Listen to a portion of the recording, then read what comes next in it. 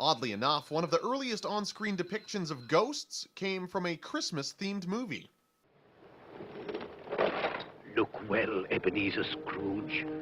The first vampire movie shows a much different image of the mythological beings we're used to, since movies have evolved much since then and people flock to see them. Jake, run! The Twilight Saga, featuring teen werewolves and vampires, has grossed roughly $800 million in North America alone. It's okay. It was scary. The third installment of Paranormal Activity raked in another $18 million this weekend. But before they became a money vacuum at the box office, things like demons, ghosts, and vampires were once very real in the minds of many. Once it got dark, it got really dark.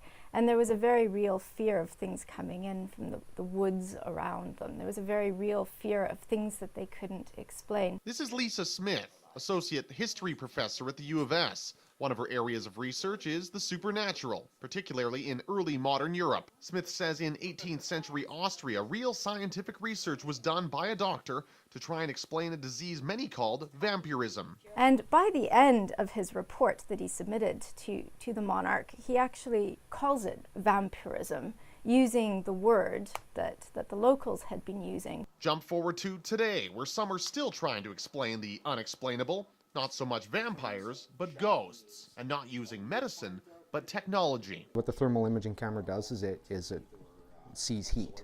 That's what it boils down to. Organizations like the Sask Ghost Hunter Society have investigated over 100 paranormal cases in the province alone. The society says despite the luxury of technology, connectivity, and thus logic in this day and age, you can't tell someone what they didn't see. Essentially, what boils down is to these people's personal beliefs and how they wholeheartedly believe after we've investigated and we found absolutely nothing for evidence, or we found great debunking evidence to prove otherwise, they still believe.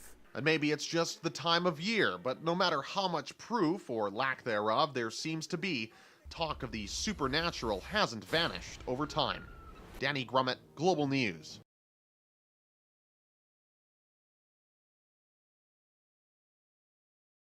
Emily is a typical 10-year-old girl. She collects rocks, plays baseball, and figure skates. But this little girl faces a big reality. My pancreas doesn't make insulin, so I have to have a shot of insulin every meal. She was diagnosed with type 1 diabetes 3 years ago, and although she has had time to adjust, certain aspects are hard to accept. I still really hate giving myself needles, and I have to give it 4 or 5 times a day. It's a number that could be minimized if Emily had an insulin pump. I would only need to get 1 shot every 3 days. The pump takes over for the pancreas by dispersing insulin into the body throughout the day. The pump itself is give or take around $7,000. So. Under the provincial government's insulin pump program, the cost of the pump for Emily would be $0. But since she can control her diabetes through close monitoring and injections, the pump is not considered a necessity for her, and so she doesn't qualify. But not qualifying for the program isn't stopping her. We've been saving as a family, and Emily had wanted to contribute, and so she asked if she could make the crafts and sell them, and we decided that that would be a great way for her to be part of the process of getting the pump. We've raised $5,000.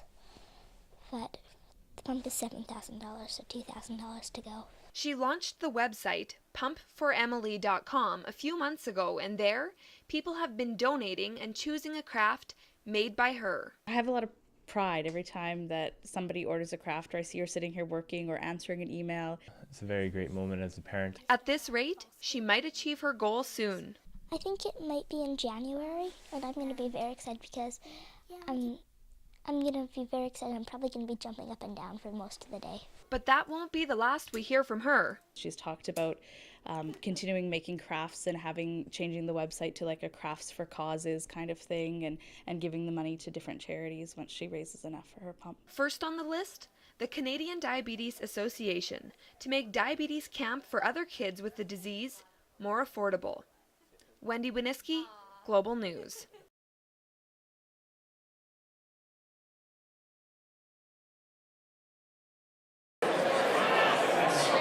It would be fair to say the mood at Sask Party headquarters in Saskatoon last night became increasingly giddy as the numbers started rolling in. One by one, the old guard Sask Party members were called upon to retake their seats. I'm just honored and humbled to be re-elected in Saskatoon Greystone.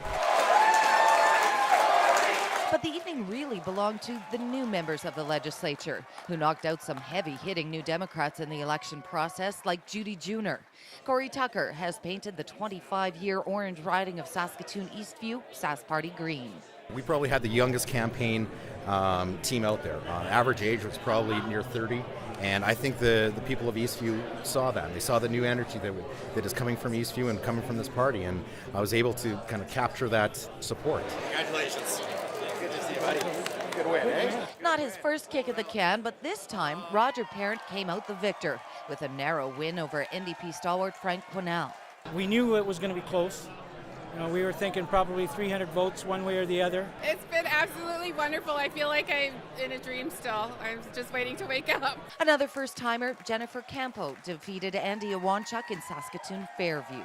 We have such a growing younger demographic, so it's really important to reflect that, that voice in the legislation as well, because legislation affects us all, so it's important for all of us to get involved. With solid gains in Regina as well this year, the Sask Party says it's proving to be an urban party, a rural party, and a party for everyone of all ages. Rena Montgomery, Global News.